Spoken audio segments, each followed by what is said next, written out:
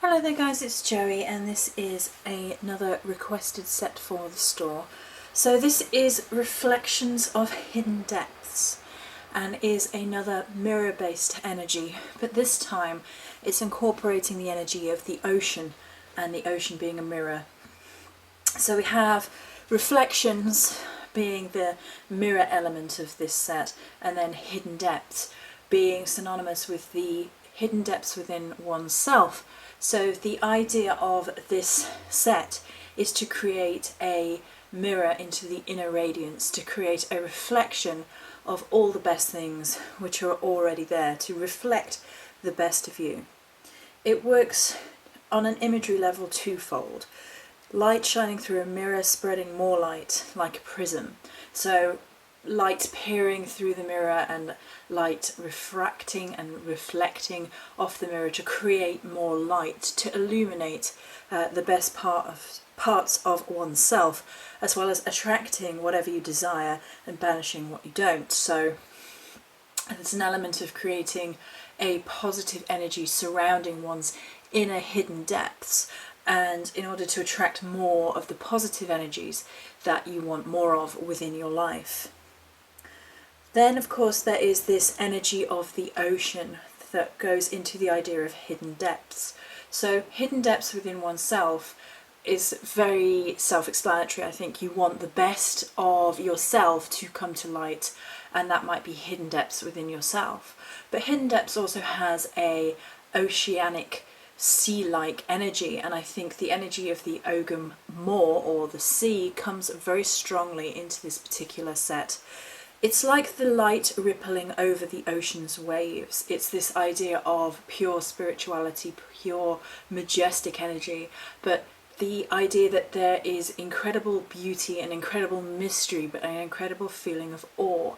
So it enables the spellcaster to attract more of what is required within one's life, and it has a very spiritual overtone. So the requestee obviously has a spiritual path, a spiritual basis, and it means that this can be amplified, and all the good things, all the light things, if you like. I don't like the terms light and dark in this sense, but bringing to light all the best parts of one's path in order to attract more of that energy, and at the same time allowing for a mystery and a personal space, allowing for, whilst this illumination of self is coming to be, it doesn't mean exposing one's personal self in all forms. It doesn't mean raking across the coals. One can still maintain an element of mystery and magic and personal space.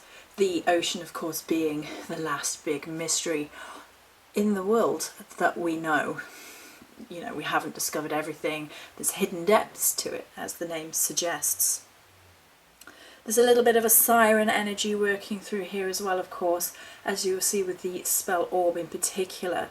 The Siren's Call is another set that I create, but I felt that to bring that little bit of attraction magic through the water, through the mythos of sea folklore, was important, and sort of bound together the last element of tying together the idea of a mirror and the ocean. So sirens were considered beautiful women, and they are separate from mermaids actually. Sirens were considered to be winged, feathered ladies, and they often get sort of misconstrued as mermaids.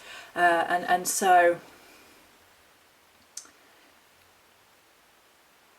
the actual charm is bordering a little bit more on mermaid for the spell charm, because quite frequently the sirens didn't actually have tails, but I felt it kind of incorporated both, because the head looks on the charm, as I'll show you in a minute, looks a little bit more like the siren, looks a little bit more feathered, and this kind of calling out.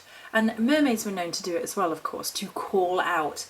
I mean, the mythos is that they called and lured men to their death, but that's you know, that's not necessarily what we're going for here. Although, you know, quite frequently the femme fatale idea in mythos is a little bit of a misconstruction. So it makes you wonder how many of these femme fatales weren't actually originally femme fatales, and it's just a sort of, you know, binding women style folklore, but we're getting off track a little bit. So basically it's the allure element there, and I think when you really think about water, it's a natural mirror, it's a natural reflection, but also when we're in water, it creates a little bit of a distortion, a little bit of an illusion. You can't necessarily see down to the depths, to the bottom. You can see where the light gets to, and if you are able to illuminate in some way, so much comes to bear, so much comes to fruition, your vision becomes full, and it allows sort of a beauty flowing through water as well. If you've ever, you know, been in the water and pretended to be a mermaid, like I might have done loads as a kid, then you know that when your hair's in the water, it looks mermaidy and it like floats around and it has this incredible beauty. You get out and it looks, you know, lank and wet, but when you're in the water, it's this incredible shifting and flowing and motion. It's a very otherworldly energy all of its own. And coming to that point, water is considered to be a conduit to the realm of spirit, particularly in the Celtic pantheon, which of course I operate within. So I liked that idea of using water, using the ocean as a conduit to bring to bear, bring to light all the best parts of oneself with regards to one's inner ability, one's inner radiance. So we'll go through each little bits and piece individually. I will start with the spell orb so I can then move it because they are incredibly reflective, which is kind of ironic, but there you go. And it drives me nuts because they are way too reflective. Okay, there is a large charm on this one, as you can see, and it is a little bit more mermaidy than Siren, but when you see her actual face, you see how it kind of it looks less human and more like a feathered creature rather than that. I really like that. And then we have the beautiful light moving through the ocean waves, deep turquoise ribbon, which kind of reflects the idea that I really like of light moving over the ocean waves. And then you have the inside. There is a spell scroll in there hiding as always, as is the crystals, but we shall move that out the way. Okay. There are going to be 2 pillars as requested, the other one is just finishing off. So here is the spell oil.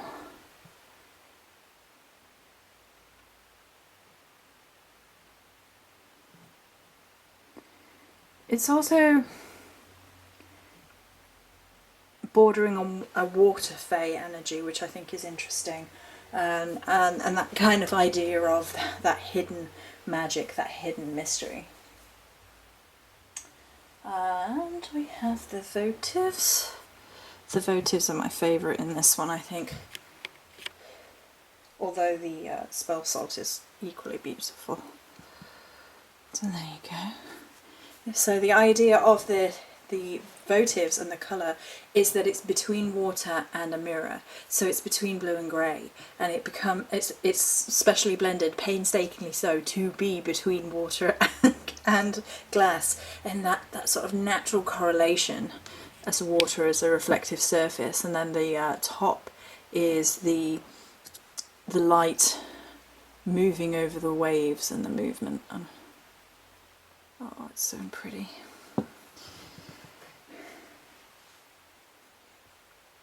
And then we have the pillar. So again, the pillar is just a larger variant of the theme. I hope you can pick up some of the sparkle and the light moving through. The light isn't brilliant, but you can see there little ocean waves moving through. So pretty. And then last but not least, but I do really like it, is the spell salt itself, which has various attraction elements to it, extra attraction work going through it, which I really like. And it is blue. Blue! So there you go. I hope you like it. To the ladies who it is. And I'll just let's just pop one votive for the time being. And yeah, so that is the Reflection of Hidden Depths spell set. Many blessings.